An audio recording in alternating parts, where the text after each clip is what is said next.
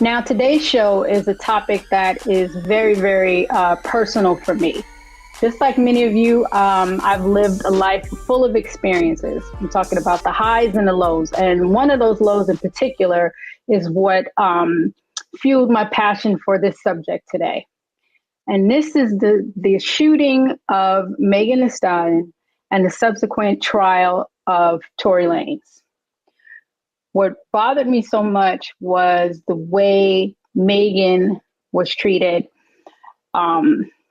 before the trial, during the trial, and even after the trial.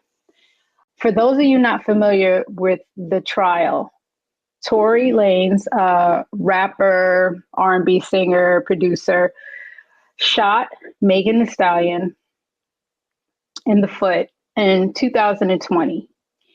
And the trial was brought to court in just last year, 2022.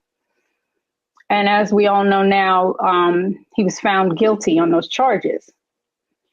But Megan has been treated like the villain. She's been made to be the villain in this, being mocked, being her trauma being minimized. And this experience that Megan went through is something that all Black women face, especially when we are affected by violence. This is something that's called misogynoir. This was a term that was coined by the feminist writer Moya Bailey. And basically, misogynoir is the intersection of race and gender. So it's something specifically that affects Black women. And misogyny is the, hatred, contempt for, and just prejudice against women. So misogynoir is when that misogyny is directed specifically towards Black women. And this is the subject that we're going to discuss today. I'm bringing in two journalists who wrote these incredible pieces on the case. The first one is Jamila Lemieux, who wrote an article for BET called Free Megan. And the second journalist, is Taylor Crumpton, who also wrote a piece for Harper's Bazaar on it. And she specifically had misogynoir in her title.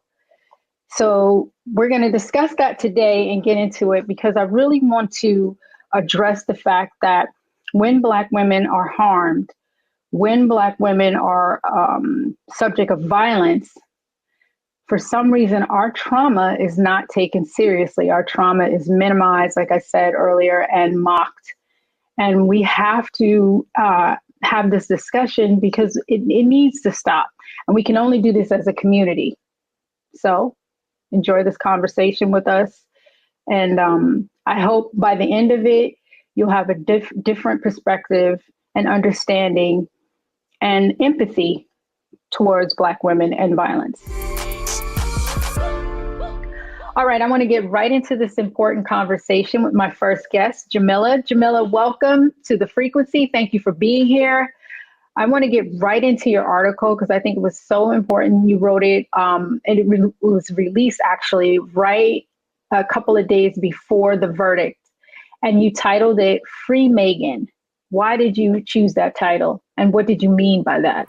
I feel that Megan has been trapped since this incident happened. She's been trapped by the way we respond to violence against women in this country, and in particular, the way we respond to violence against Black women. Right.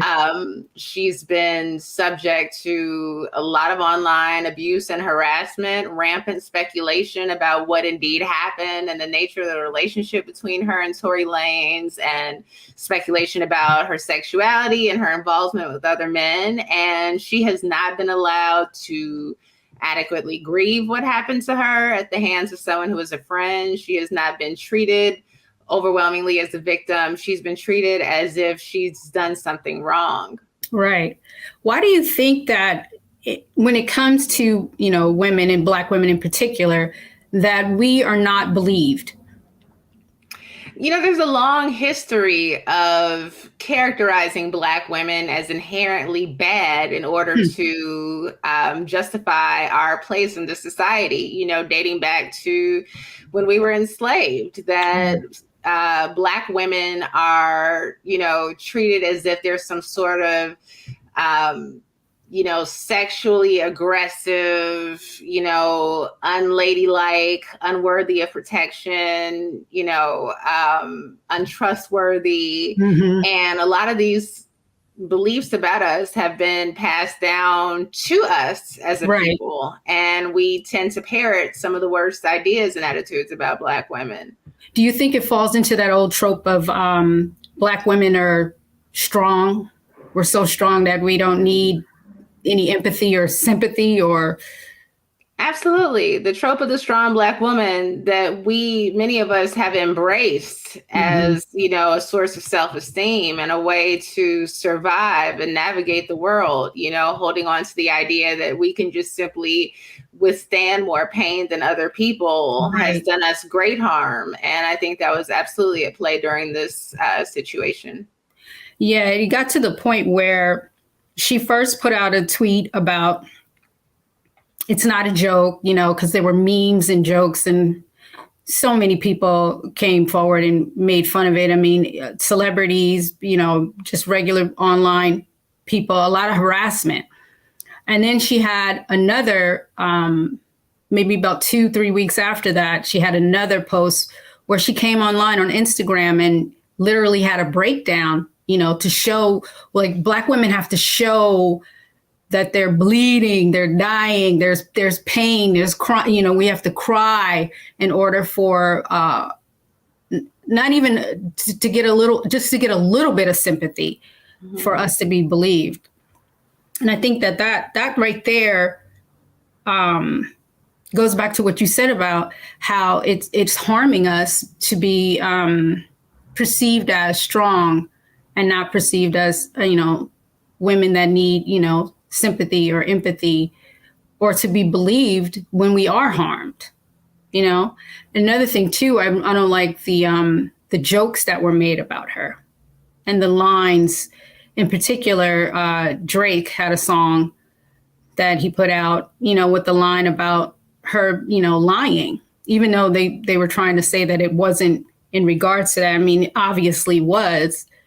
And what do you think about that when they take our pain and make it into a punchline? Yeah, it was absolutely disgusting for Drake to do that. He's somebody who's a more senior artist than her. He's almost a decade older than Megan. He's been in the industry a longer amount of time. He's got the reputation and the influence that he does. And for him to make light of the situation and insinuate that she was lying, or even to just joke about the fact that a lot of people believe she was lying, was really vile, and it goes back to Black women not being trusted, not being believed, because there were a lot of people who took to the internet to say that this woman was lying, that it didn't happen to her. And that was in spite of reports from doctors, that was in spite of the fact that the state of California chose to press charges against Tory Lanez. This was not a personal injury trial. Megan did not go after Tory. In fact, at the beginning of this, she protected him. Her instinct was to lie about what happened for fear that he or both of them would be harmed at the hands of the police. Like that she thought about his safety and his protection says so much when so few people have thought about her safety and her protection, as well as her mental health and her ability to recover. Exactly. Up next, we're joined by pop culture writer Taylor Crumpton, whose article started this conversation. We'll be back.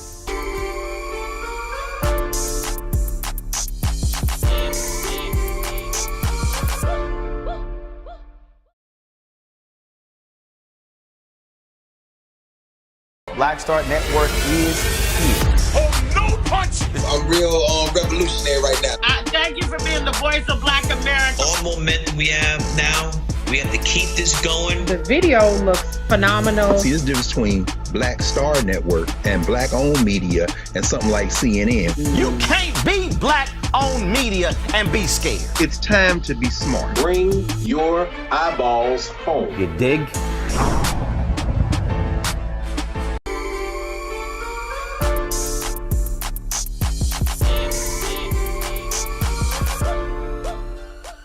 Welcome back to The Frequency. We're discussing Misogynoir, and joining me now is writer Taylor Crumpton, whose article really opened the door for this discussion, bringing up hip-hop, misogyny, and issues that face Black women overall. Welcome, Taylor. How are you?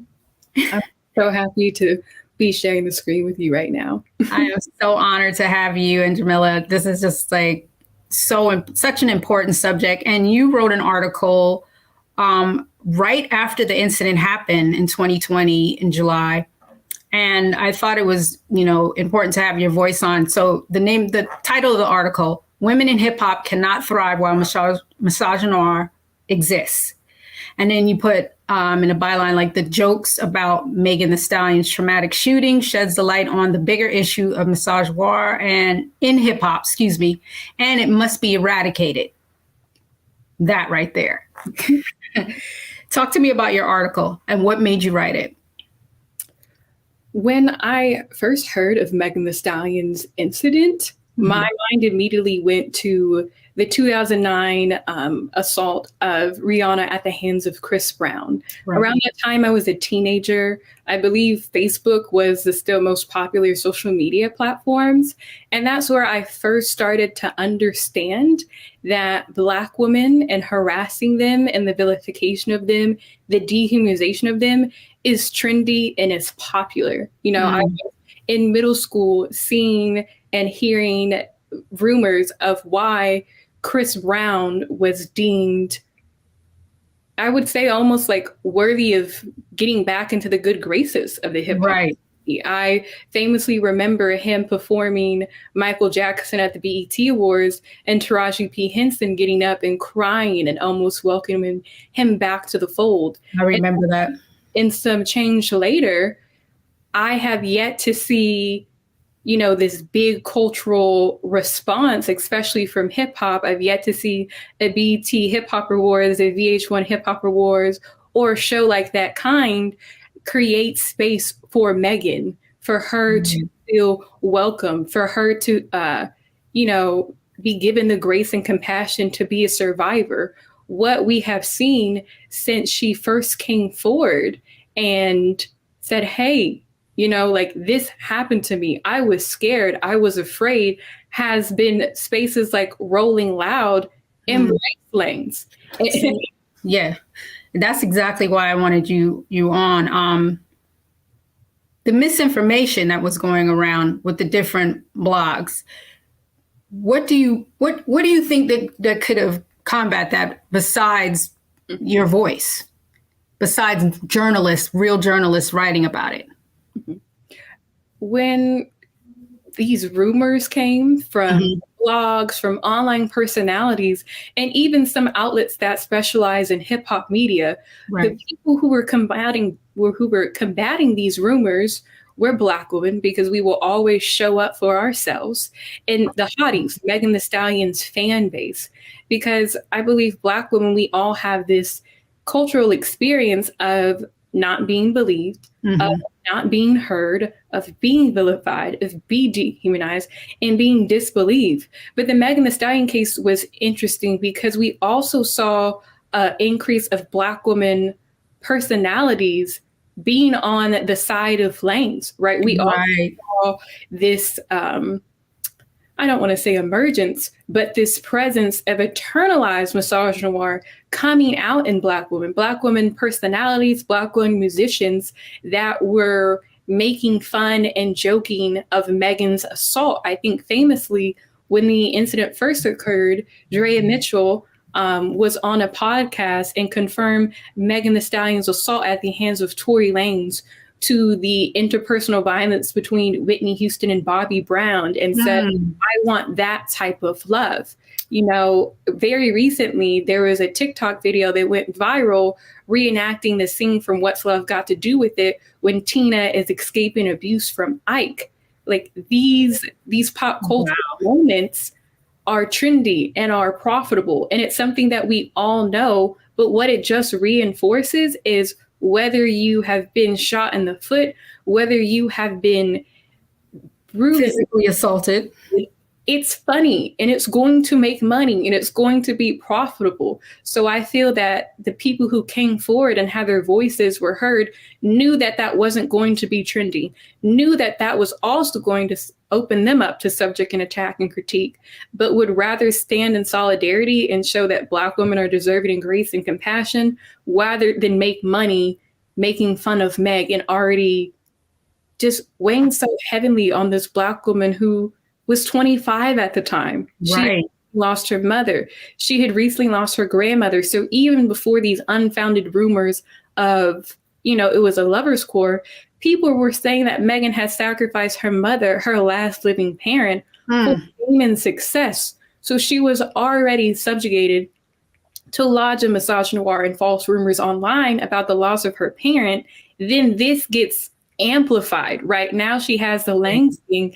And I think the one thing that stood out to me the most is regardless of how profitable she is to companies, to men in hip hop, that sadistic nature of misogynoir will always underroot a Black woman's accomplishments, no matter what they do.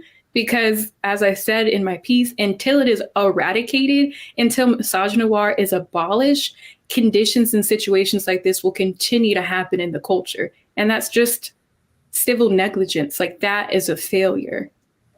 How do you think we can eradicate it? I mean, how do we abolish misogyny in our culture? Right? Exactly. War is just an offset. It's the intersection of racism and sexism. So how can we make efforts individually and intercommunally to eradicate these structures that exist? You know, it can be as simple as, why aren't Black women journalists being paid the same rate as Black men? Why are the productions of a Black woman always devalued and not being seen as something worthy of respect? Exactly. Can we bring Jamila back in? See, this is why I wanted to have this conversation, because I think that your writing, both your writings, was a way to battle the misinformation, the things that were going on with the blogs. I mean, right, even before the verdict was decided, they were putting out that he was found not guilty. And it's still going on to the issue of not believing Black women. Do you feel like there should be more? I mean, there's plenty of Black women journalists, but more should be heard on that subject. Do you feel like we should concentrate more on that? Well, I wish that those were the voices that were being amplified at a time like that. You know, that Black women were the sources that were trusted and looked to talk about this. I think it is worth acknowledging that there weren't Black women representing large media outlets present for the trial. You know, that the few reporters that were in the courtroom that were talking to an audience on a regular basis about what was taking place during the trial, that a number of those Black folks that were there were bloggers, and some of them were bloggers who had an interest in defending or supporting Tory Lanez, you know, and spreading misinformation. I think the misinformation is a tremendous part of this, you know, regardless of the source, because as you said earlier, a lot of Black women are carrying around internalized misogynoir. So they're incapable of defending Megan because they are incapable of seeing her as a victim. I do wish that Black women's voices had been heard, you know, louder during this case. But I will say, you know, there was Taylor's article, there was my article, you know, I know Ivy Ani wrote about it, a number of Black women.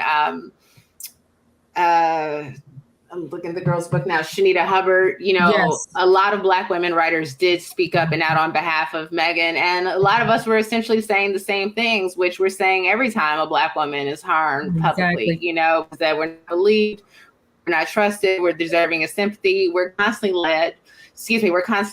left to plead for our humanity. Right. Do you think that it would have made a difference if more Black men spoke up, more Black men, male journalists, do you think? I wish, regardless of whether they were journalists or celebrities, what was largely absent here were Black men, visible Black men speaking up on behalf of Megan, simply acknowledging that she had been shot, full stop.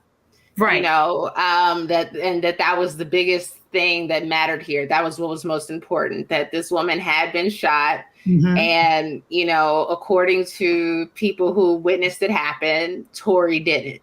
Right. I think Bun B was the only one that stood up. He was one of the few. Maxo Cream as well stood up for Megan Thee Stallion, which I think is indicative since, you have a Houston hip hop legend. And then you have Maxo, who also was in the same, I would say, like cohort of class of Megan, of racial talents kind of like crossing over. And I thought it was fairly interesting how very shortly after the incident, those two took to social media, Bun B kind of almost acting as like a surrogate father or a father figure, saying like, Megan is from Houston. This is our girl. We will defend her. And Maxo also taking approach almost like a brother and sharing his own incident where Lanez, I guess, attempted to jump into like his car at a Jamaican restaurant in LA, which didn't go over well. And Cream was one to kind of name the gender nuances of this, where he was like, you would never do that to me, but you felt comfortable doing that to a woman. Right. Which is indicative, because even the way Lane's case with August Alsina, even Lane's case with, I believe, a member of a Love and Hip Hop franchise, there is a history and a repeated pattern of violence, yet that history was never called into question. There was no research being done on, is this an isolated incident or is this a pattern? Because in the court of public opinion, he was the one that needed to be protected. He was the one that needed to be centered. Right. And Black men, whether they did it subconsciously or consciously, gathered around him. I remember when LeBron James was in his car blasting Tory Lanez and people said, you have a daughter. Right. What does this mean? And I think that was the distinction, whether you came from a Black woman, whether you have Black women in your life, sisters, aunts, mentors. The sadistic thing about Misogynoir is that it was so rampantly at play in the culture and in celebrity that I feel like it was such an abundance that the Black woman voices that were coming out, that were writing, that were advocating, reporting, always seemed to be systematically ignored and silenced. And the question, I think Jamila brought it up about Black reporters and the people who were on the scene. We saw after the trial had, ruled, Black journalists were, I still think, ignored. Like a lot of non-Black journalists were amplified. I think about Megan, the reporter. She had an interview, a Q&A with BET.com. about like her rise in her reporting, yet Black users on social media critique BET for taking a stance that was read as very apolitical, that was very neutral, but also very telling that they were waiting for the trial at play so then they could put out tweets and social media copy defending Megan Thee Stallion. And that was for a number of Black outlets and sources that we go to, that we look towards, that decided to take an apolitical stance, which inherently read as not supporting Black women when they needed it the most. Right. Exactly. Okay, y'all. We're gonna take a break and we'll be right back.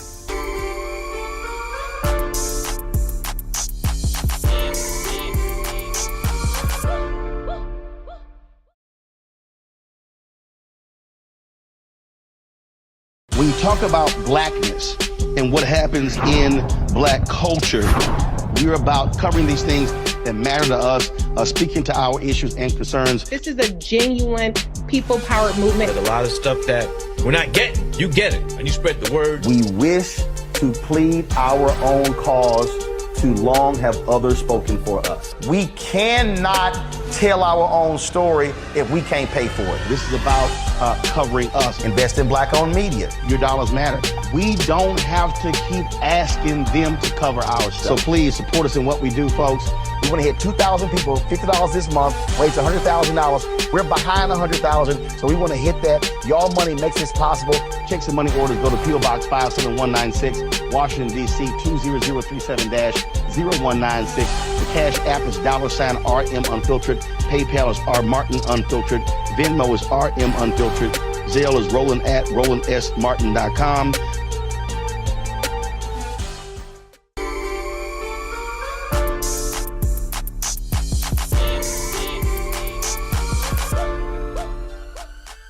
You're watching The Frequency. I'm Dee Barnes, and we're discussing the shooting of Megan Thee Stallion and the trial of Tory Lanez. Joining us once again is Jamila. Jamila, why did you feel someone needed to speak up for Megan? You know, I was invited to write the article, and I had a lot of feelings about the case, so I was happy to do it. You know, I wish that I had a louder voice to speak up for Megan. You know, I wish that me writing something about it could do more. You know, again, there's been this sustained chorus of Black women voices from the beginning standing with Megan, but there are, you know, few people, it seems, that are willing to hear us. So if nothing else, if I can provide confirmation for other Black women that you're not crazy, that you're not wrong, that what you're seeing is real, what you're experiencing is real, and that we deserve better. And you did that, and I thank you. And I know other Black women thank you too. It was important. Same question with you, Taylor. What made you, you know, sit down and write that article in particular about hip hop? Not that I don't understand personally, but please elaborate on that. I mean, I think your presence and career is very emblematic of why I took the approach to address gendered violence in hip hop. Earlier in that summer, On the Record had released on HBO Max the documentary centering the Black women voices who were survivors of Russell Simmons' alleged sexual assault. And at the time of its release, I was in a Twitter chat with two Black women journalists, and the resounding theme was, who is going to step out and cover this? Who is going to be public about the way this documentary impacted them? And at the time of its release, in the press, Russell Simmons was the one on the Breakfast Club being interviewed by Ebro. Right. And all of the media around that time of the documentary still centered the man who allegedly was the perpetrator of the harm against these women. Mm-hmm. And it's a cycle, you know, it's a decades long cycle. And it is heartbreaking to see with every decade, there's more Black women, and the harm that they endure always results in their absence from an industry and a culture and a genre that prides itself in only being told through a Black male lens. Right. These not even incidents, these attacks of targeted harm add to this monolithic idea that hip hop is a genre and a culture for Black men by Black men. And the eradication of women like yourself, like Drew Dixon, like even the violence that Lil' Kim endured by men in hip hop who were seen as stakeholders, who were seen as powerful, is very frightening as a Black woman in music, as a Black woman who loves hip hop and journalism. So whenever this first occurred, I was invited by Harper's Bazaar to write about it as someone who has seen Megan rise as a fellow Black woman from Texas. And I think I had to remind people that she is just the latest and an unfortunate legacy of Black women in music who were sacrificed for Black men to be protected in this industry. And especially at a time in 2020 where there was this, quote, rise of the woman rapper, the rise of women in hip hop. Right. And even though Megan was representative of that rise, it also quickly showed how much the industry was ready to eliminate her, was ready to eradicate her, and kind of revert back to being so male-centric. Mm-hmm. Exactly. There you have it. I mean, we've covered it. We've covered it. And in all honesty, I think it's because of Black women and journalists in particular. If we do not voice and call out these things, you know what I mean, to hold these people accountable, I don't think anyone will. And even when there's other platforms that are trying to present it, I don't think that the perspective is on point as much as it's coming from our voice. Do you follow me what I'm saying? Like, if it wasn't for us having us, there would be no, what am I trying to say? There would be no real protection. There would be no real voice for us if we did not write these, articles. If you guys did not write those articles, I don't think that people would really be, and countless other women journalists. And like Jamila was saying that, I wish they were elevated more. I wish it was louder. But I do believe, though, that they did do something. Even though you might not feel it, it's a small part. I do feel like it's part of an overall bigger picture. And I feel like a lot of people were listening and could relate and could hear your voice in that it was defending something that couldn't be defended. And thinking about Megan and what she's going through, I hope she's healing, and I hope she knows that she's loved and she's surrounded by sisters that do love her. There are a lot of women out there that do support her. And then I hope that all the positive voices drown out all the negativity. All right, we're going to take a quick break. And when we come back, we're going to discuss how and why Black women cover for Black men.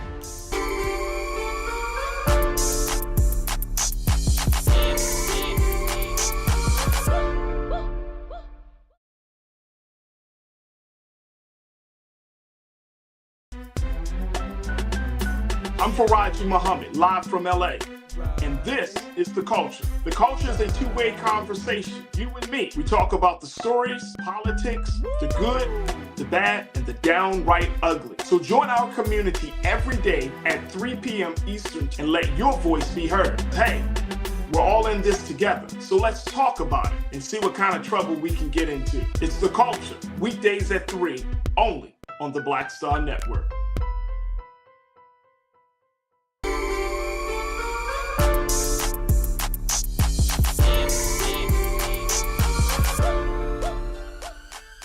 One of the strangest things about Misogynoir is that Black women are being abused by the hands of Black men. So why do Black women feel like they have to protect their abusers? Black women are in a precarious situation when they've been harmed, by a member of their own community or someone else, because we don't have a good relationship with the police either. We can't trust them to take our needs and concerns seriously and not to react to us without violence. But I think that as a community, Black people have been very clear on the threat against Black men for many years, and we've taken it very seriously. We've wanted to protect our men from the violence of white supremacy, from the violence of law enforcement. Right. And our focus on that protection has allowed us to sacrifice the protection of Black women and girls. Anytime a noteworthy Black man has been accused of violence against women, Black women in particular, there's always this response from the community for much of the community to protect him, you know, that we don't want to see him go into the system. If he's a prominent man, we don't want to see him we don't want to see him lose all that he's fought for and all that he's, you know, succeeded and accomplished. And, you know, it is very much to our detriment that we are unwilling to be honest about, you know, the violence that some Black men perpetuate, you know? Right. And we always get accused of tearing a Black man down. So that's one of the things that I heard continuously about it. Taylor, how do you respond to that?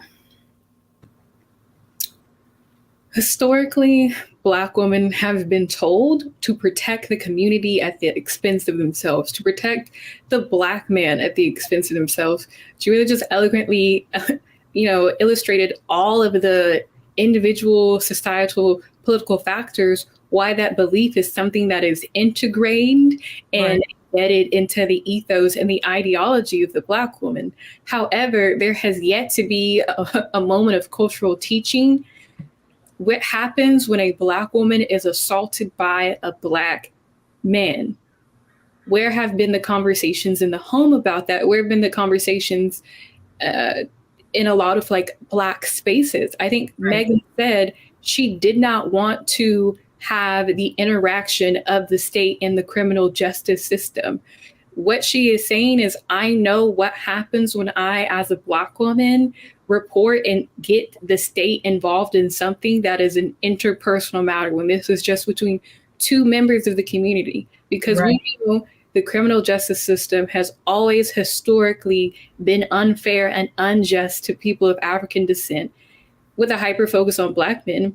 We also know that when a survivor of gun violence, when a survivor of domestic violence goes to the courts and the legal system, they are never centered. The ruling, even though it gave validity to Megan's claims, does not stop the continued harassment and violence that she will endure from members of her own community.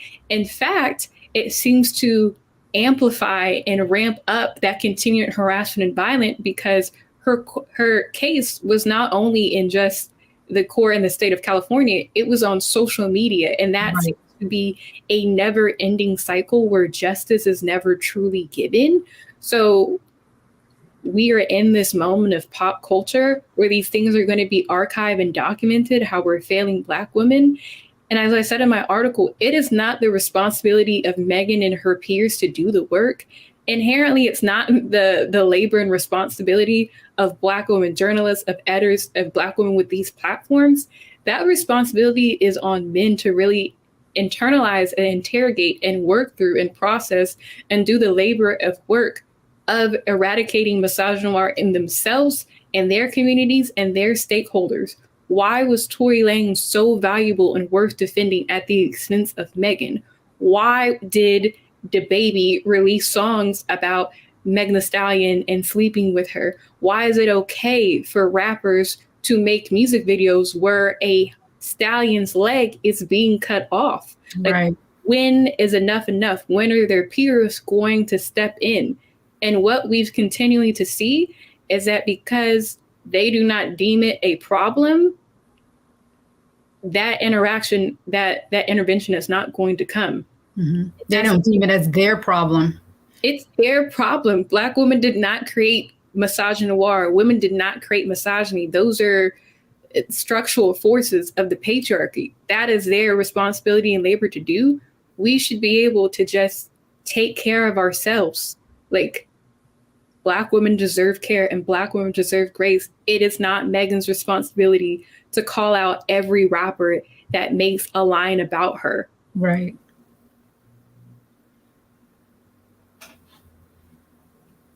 I agree. And I think, you know, it's been years since my incident, and I still see no structural change. I still see not a lot of men stepping up publicly and saying what needs to be said. It's always fallen on the shoulders of Black women. I mean, we seem to be the ones that carry the community, you know, carry the family.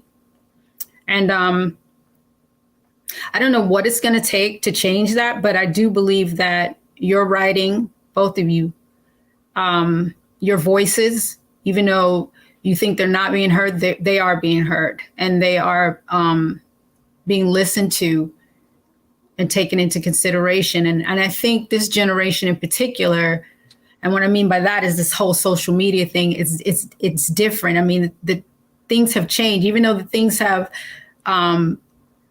they seem worse for Megan with, the online harassment, the memes, the music, everything that you brought up.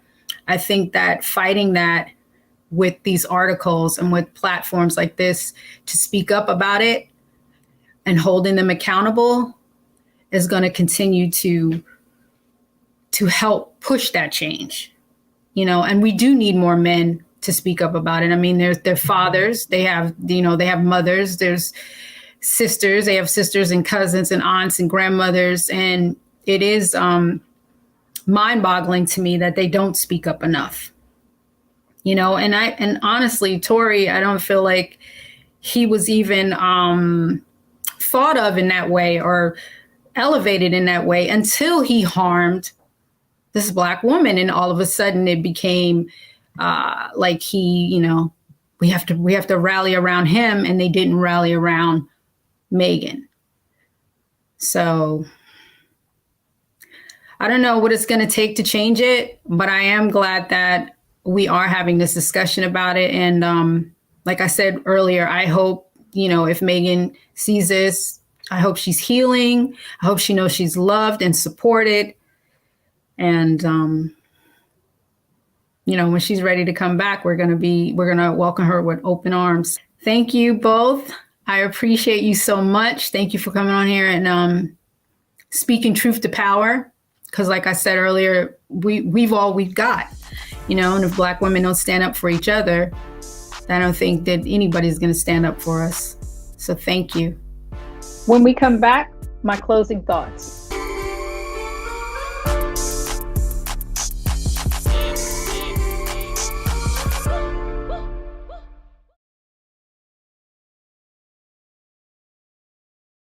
Don't you think it's time to get wealthy?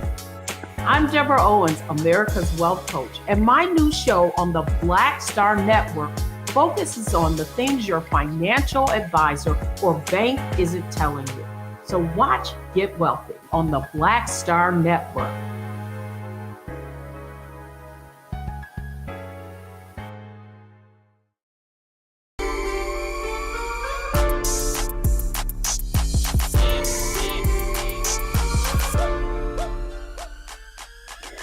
Before we go, I'd like to read something that I wrote. I think it's very important, and it really drives home the subject of what we discussed today. Okay, so bear with me, all right?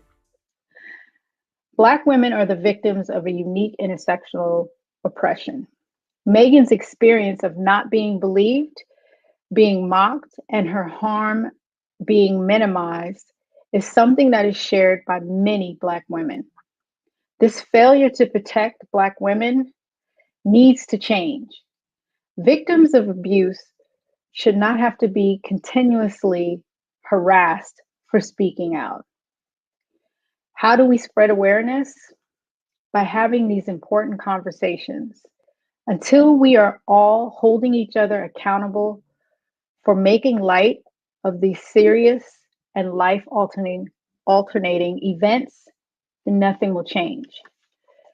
I'm speaking from my experience. I'm speaking from your experience.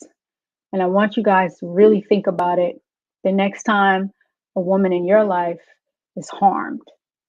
Think about it carefully. I want you to really, really have empathy for what they're going through, and try to show support. Believe women, believe Black women. Thank you for tuning into The Frequency right here on the Black Star Network. I'll catch you next time. We out.